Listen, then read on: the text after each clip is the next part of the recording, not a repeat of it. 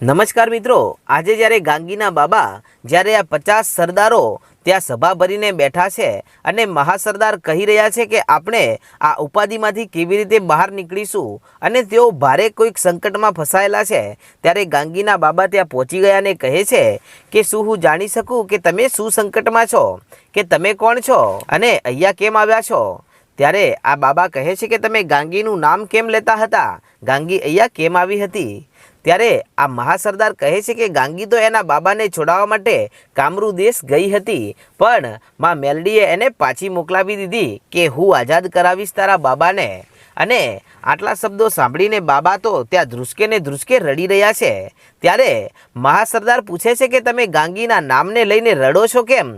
કે હે મહાસરદાર, ગાંગી જેને છોડાવવા આવી હતી ને એ જ કામરૂ દેશમાં હું બંદી બનેલો હતો અને હું જ છું એ ગાંગીનો બાબા, અને મને જ એ કામરૂ દેશની ડાકણો વશમાં કરીને લઈ ગઈ હતી. અને આટલા શબ્દો સાંભળતાની સાથે સભામાં જે 50 સરદારો બેઠા હતા તેઓ ઊભા થઈ ગયા અને કહે છે કે શું વાત કરો છો, અને અમે એમ કેમ માની લઈએ કે તમે ગાંગીના બાબા છો? એક બાજુ અમારા ઉપર 50 કબીલા ઉપર ભારે સંકટોના વાદળો ઘેરાણા છે, તો બીજી બાજુ તમે કહો છો કે તમે ગાંગીના બાબા છો. આ બધું અમે ના માની શકીએ, તમે અત્યારે જ અહીંયાથી ચાલ્યા જાઓ. અને હે મહાસરદાર, લાગે છે કે આ કોઈ ગાંગીના બાબા નથી, પણ આપણા ઉપર જે સંકટ આવ્યું છે ને એ સંકટમાં કદાચ કોઈ દુશ્મન અહીંયા આવીને આપણી વાત જાણવાની કોશિશ કરવા માટે અહીંયા તો નથી આવ્યો ને?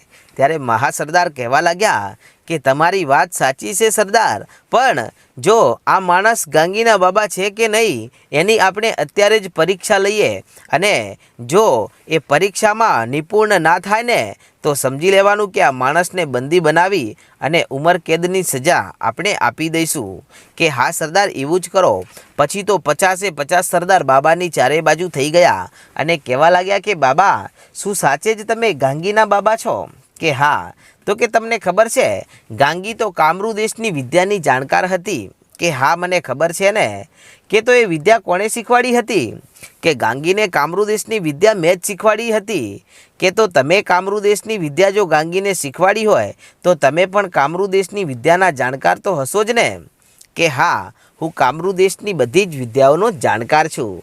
કે તો તમે અમારી સમક્ષ કામરૂ દેશની વિદ્યાનો પ્રયોગ કરી દેખાડો, અને જો અમને લાગશે કે આમાં કોઈ જાદુ નથી ને આમાં કોઈ ચતુરાઈ નથી ને સાચે જ કામરૂ દેશની વિદ્યા છે, તો અમે માનીએ કે તમે ગાંગીના બાબા છો. ત્યારે ગાંગીના બાબા કહે છે કે તો તમે મારી પરીક્ષા લઈ શકો છો. ત્યારે તેઓ કહેવા લાગ્યા કે બોલો, તમે અમને શું કરી બતાવશો?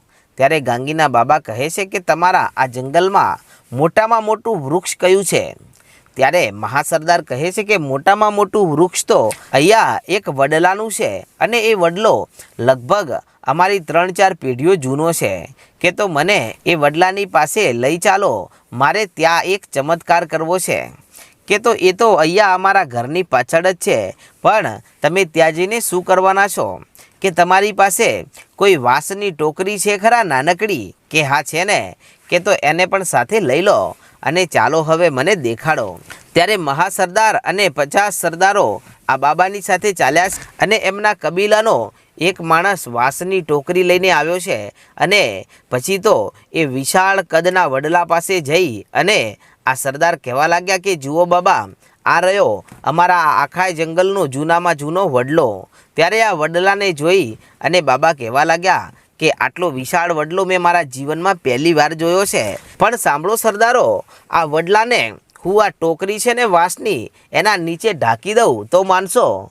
ત્યાં તો 50 સરદારો હસવા લાગ્યા અને કહે છે કે આ વાત શક્ય નથી, અને આવડી નાનકડી ટોકરીમાં તમે એટલા મોટા આ વડલાને કેવી રીતે છુપાવી શકો?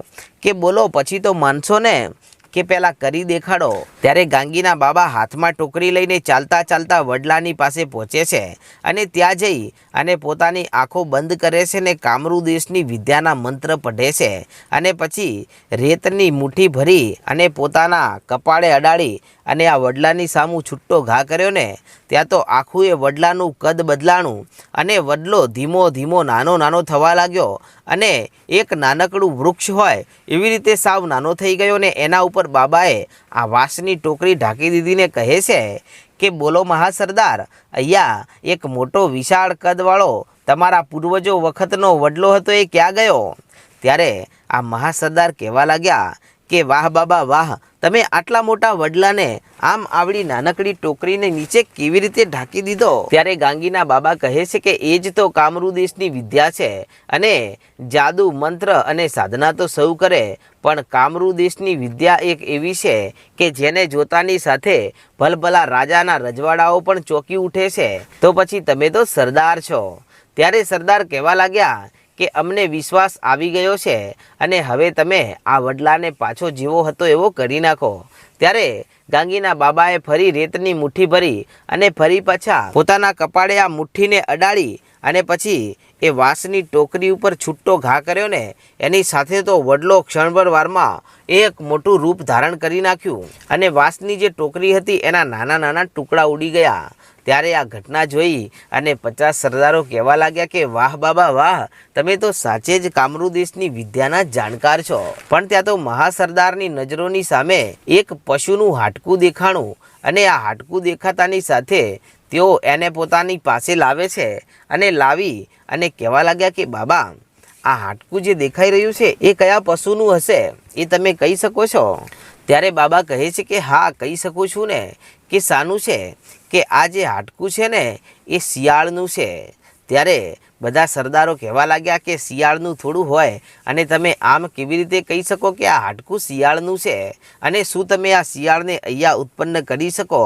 કે કરી તો શકું, પણ ક્ષણભર વારમાં કરી શકું ને પાછું એનું એમ હાડકું બની જાય, કારણ કે અમે જે વિદ્યા શીખીએ છીએ ને એ વિદ્યાથી અમારે કોઈના પ્રાણ પૂરવાની વિદ્યાઓ નથી શીખતા, અને શીખીએ તો પણ અમે કોઈ મૃત શરીર સાથે છેડછાણી ના કરીએ ને એવા અમે સોગંદ ખાઈએ છીએ. પણ તમને પુરાવો આપી શકું છું કે હા બાબા, આપો. અને પછી બાબાએ ફરી પાછો પોતાનો હાથ કપાળે અડાડી અને આ જે હાડકું પડ્યું હતું એના ઉપર ઘા કર્યો. એની સાથે તો ત્યાં એક ઘરડું અને વૃદ્ધ અને લોહીથી ખરડાયેલું શિયાળ ઉત્પન્ન થયું, અને ઉત્પન્ન થઈને ચારે બાજુ જોવા લાગ્યું, અને તે ખૂબ જ ઘાયલ થઈ ગયું હતું, અને આટલી વારમાં તો ફરી પાછું હાડકું દેખાવા લાગ્યું. અને પછી તો આ ઘટના જોઈ અને 50 સરદાર જે હતા તેઓ હાથ જોડીને કહેવા લાગ્યા કે બાબા, અમને માફ કરી દો, અમે તમારી પરીક્ષા લીધી. ત્યારે મહાસરદાર પણ કહેવા લાગ્યા કે હા બાબા, અમને માફ કરી દો, અમે તમારી પરીક્ષા લીધી. તમારી દીકરી ગાંગી છે ને એ પણ તમારી જેમ જ આવા ચમત્કારો કરે છે, અને તમે પણ ચમત્કાર કરો છો. બાબા, ધન્ય છે તમને કે તમે આવી બધી વિદ્યાઓ શીખી છે. ત્યારે બાબા કહે છે કે હવે એ બધી વાત છોડો મહાસરદાર, હવે તમે મને એ જણાવો કે તમારા આ 50 સરદારોનું આટલું મોટું સુખી પરિવાર છે, તો પછી તમે આટલા બધા ઉદાસ કેમ છો? અને તમે કઈ વાતે મૂંઝાઓ છો ને કઈ વાતની મૂંઝવણ તમને હેરાન કરે છે? ત્યારે મહાસરદાર કહે છે, આ વાત તમારે જાણવી છે બાબા? કે હા, જાણવી તો છે, અને જાણીને હું તમને એટલું તો વચન આપું છું કે કદાચ તમારી ગમે એવી મૂંઝવણ હોય એને જો દૂર ના કરી નાખું ને તો હું પણ ગાંગીનો બાબા ના કહેવાઉં. ત્યાં તો હવે મહાસરદાર કહે છે કે તો ચાલો આપણી સભામાં, અને સભામાં જઈને હું તમને કહું છું કે અમારી સાથે શું ઘટના બની છે. કે હા ચાલો. અને ફરી પાછા બધા ચાલતા ચાલતા મહાસરદારનો જે મોટામાં મોટો કૂબો છે ત્યાં પહોંચે છે, અને ત્યાં જઈને ફરી પાછા બધા જે પોતપોતાનું આસન સ્વીકાર કર્યું, અને બાબા પણ ત્યાં એમની પાસે બેઠા છે. અને પછી મહાસરદાર કહે છે કે બાબા, અહીંયા 1 અઠવાડિયા પહેલાં એક સંદેશ આવ્યો હતો, અને એ સંદેશમાં એવું લખેલું હતું કે જેમ બને એમ આ 50 સરદારોને માલુમ થાય તમે તમારા કબીલાના માણસો અને જરૂરિયાત પૂરતો સામાન લઈ અને કબીલો ખાલી કરીને ચાલ્યા જજો. હવે આ જંગલમાં કોઈ રહેવું ના જોઈએ. અને આવો સંદેશ 50 સરદારોના કબીલામાં આવ્યો. ત્યારે 50 સરદાર આ સંદેશને લઈને અહીંયા મારી પાસે મહાસરદાર પાસે આવ્યા, અને અમને દેખાડ્યો કે અહીંયા કોઈક આપણને ધમકાવી રહ્યું છે. ત્યારે શરૂઆતમાં તો અમે એમ વિચાર્યું કે હશે કોઈ નાનો મોટો દુશ્મન, પણ સમય વીત્યો અને ફરી પાછો 1 અઠવાડિયા પછી અમને સંદેશો મળ્યો કે હવે જો તમે આ આખું એ જંગલ ખાલી કરીને નહીં ચાલ્યા જાઓ ને તો એક વાત યાદ રાખજો કે તમને સરદારોને અને તમારી જે વસ્તી છે આ બધાને કુબાઓમાં પૂરી અને એ કુબાઓમાં આગ લગાડી અને તમને બાળીને ભસ્મ કરી નાખવામાં આવશે, એના કરતાં પ્રેમથી તમે આ જંગલ છોડીને ચાલ્યા જાઓ. ત્યારે મહાસરદારે એક વાત નક્કી કરી કે આ છે કોણ, આપણે એ જાણવું પડશે. અને પછી જ્યારે એના ઉપર જ્યારે તપાસ કરવામાં આવી તો એમને માલુમ થાય છે કે એમના બાજુનો કોઈક રજવાડાનો રાજા છે અને આ રાજા આ જંગલને વેર વિખેર કરવા આવ્યો છે અને એણે નક્કી કર્યું છે કે 5 દિવસમાં આ કબીલાઓ ખાલી કરીને ચાલ્યા જજો અને 5 દિવસ પછી અમે આ જંગલમાં અમારા લાખોની સંખ્યામાં જે સિપાહીઓ છે ને એ આ જંગલના બધા જ ઝાડવાઓ કાપવા લાગશે અને આ જે વિશાળ જગ્યા એમ જ પડી છે ને ત્યાં તેઓ કંઈક બનાવવા માગે છે અને આ જંગલનો નાશ કરીને જમીન પેદા કરવા માગે છે અને અમે એમનો સામનો કરવાની હિંમત એકવાર કરી હતી અને જ્યારે તેઓ અહીંયા આવ્યા હતા ને ત્યારે અમે એમની સાથે યુદ્ધ તો કર્યું, પણ તેઓ એટલા શક્તિશાળી છે ને એટલા વિશાળ છે કે અમારા 50 કબીલાના જે માણસો છે ને એઓ તેમની આગળ કાંઈ કરી શકતા નથી. હવે ખબર નહીં અમારું શું થશે. ત્યારે ગાંગીના બાબા કહે છે કે બસ આટલી જ વાત છે અને હે મહાસરદાર, જો આ જ વાત હોય ને તો જાઓ, હું તમને કહું છું કે એ રાજાને પાઠ હું ભણાવીશ અને એના સિપાહીઓ ભલે ને આ જંગલના ઝાડ કાપવા માટે આવે, પણ હે મહાસરદાર, એ ઝાડની વાત તો દૂર, પણ જો એ ઝાડનું એકે પાન જો તોડવા દઉં ને તો હું બાબા મટી જાઉં અને હવે હું અહીંયા આવ્યો છું તો એમ સમજી જાઓ કે તમને આ સમસ્યામાંથી દૂર કરાવીને જ જઈશ. ત્યાં તો બધા જ સરદારો ઊભા થઈ ગયા અને હાથ જોડીને કહેવા લાગ્યા કે શું વાત કરો છો બાબા, શું સાચે જ તમે આ સંકટમાંથી અમને આઝાદ કરાવશો? કે તમને વિશ્વાસ ના આવતો હોય ને તો બોલો, અત્યારે જ એનું પ્રમાણ આપું અને તમે કહેતા હોય તો અત્યારે જ એ રાજાને એના રજવાડામાંથી ઘસડતો અહીંયા તમારા કબીલામાં લાવીને પછાડું. બોલો. ત્યાં તો મહાસરદાર કહે છે કે ના બાબા, આપણે એવું નથી કરવાનું, પણ આમે તેઓ આવતીકાલે અહીંયા પોતાની લાખોની સંખ્યામાં એમના સિપાહીઓને લઈ અને અહીંયા તેઓ જંગલનો વિનાશ કરવા માટે આવવાના જ છે. તો આપણે એમને પ્રેમથી તમારે સમજાવવાના છે અને આપણે કોઈ જ લોહી નથી વહેડાવા, પણ જો છેલ્લી ઘડીએ તેઓ ના માને અને યુદ્ધ સિવાય બીજો કોઈ માર્ગ વધે નહીં તો બાબા તમારે એમને સમજાવવાના છે, નહીતર તો આપણે એમને કાંઈ કરવું નથી. કેમ કે અમે આ જંગલમાં એકલા રહીએ છીએ, અમે બહારના માણસો સાથે કોઈ વાતચીત કરતા નથી કે એમની સાથે અમારે કાંઈ લેવા દેવા હોતું નથી. એમ છતાં અમને એ નથી ખબર પડતી કે અહીંયા જંગલમાં આટલા દૂર રહીએ છીએ તો પણ આ રાજાઓ અમને કેમ હેરાન કરે છે અને આ જંગલ તેઓ કેમ કાપવા બેઠા છે. શું એમને એ નહીં સમજાતું હોય કે આ જંગલમાં કેટલા બધા પ્રાણીઓ છે, પશુઓ છે, પક્ષીઓ છે, માનવીઓ છે અને આ જંગલના લીધે વરસાદ વરસે છે, વાતાવરણ શુદ્ધ રહે છે અને આટલું બધું જંગલો આપી રહ્યા છે તો પણ આ રાજાઓ કેમ નથી સમજતા? આમ કહી અને મહાસરદાર પોતાનું દુઃખ વ્યક્ત કરે છે.